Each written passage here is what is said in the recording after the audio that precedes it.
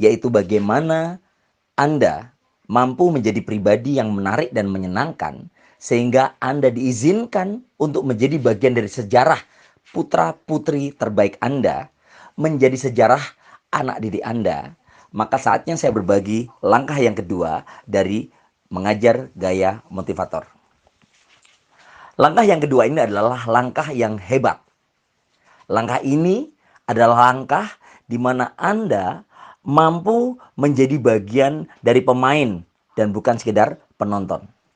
Langkah yang kedua ini adalah temukan titik lebihnya dan motivasilah mereka melalui titik lebih yang mereka punya.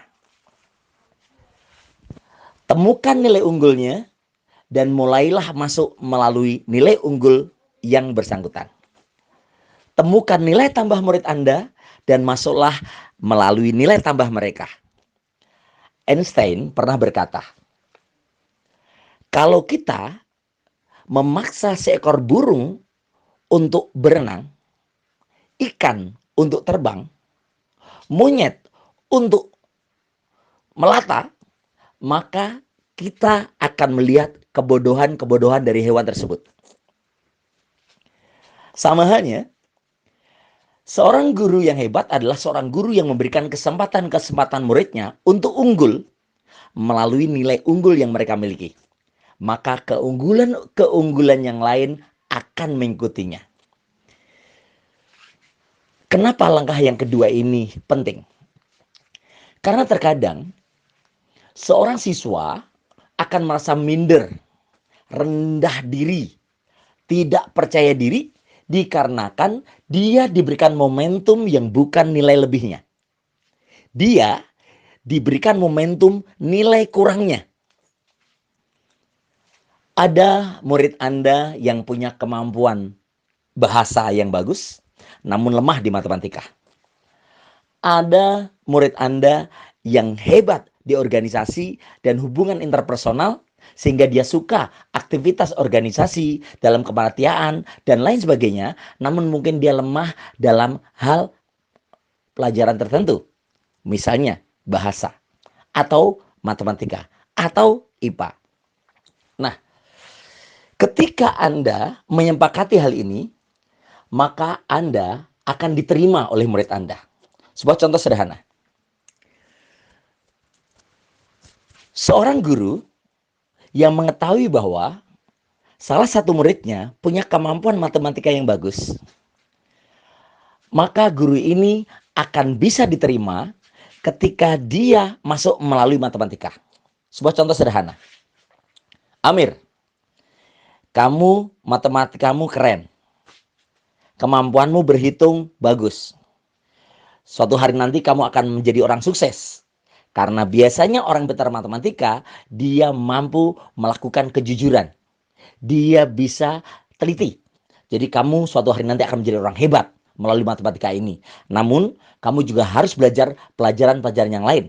Karena melalui matematika ini, kamu akan mendapatkan kehebatanmu dan pelajaran lain akan menjadikanmu juga lebih cepat hebatnya. Itu contoh saja. Atau ketika kita menemukan seorang murid dan dia bisa nyanyinya bagus. Oke. Kemampuan vokalnya bagus. Maka tentu dia akan menjadi percaya diri ketika kita kasih kesempatan dia untuk tampil di depan menyanyikan sesuatu sebelum pembelajaran dimulai. Kita berikan dia panggung. Kita berikan dia momentum. Kemudian kita berikan apresiasi dia di hadapan teman-temannya dengan kata sebenarnya mungkin sederhana ini.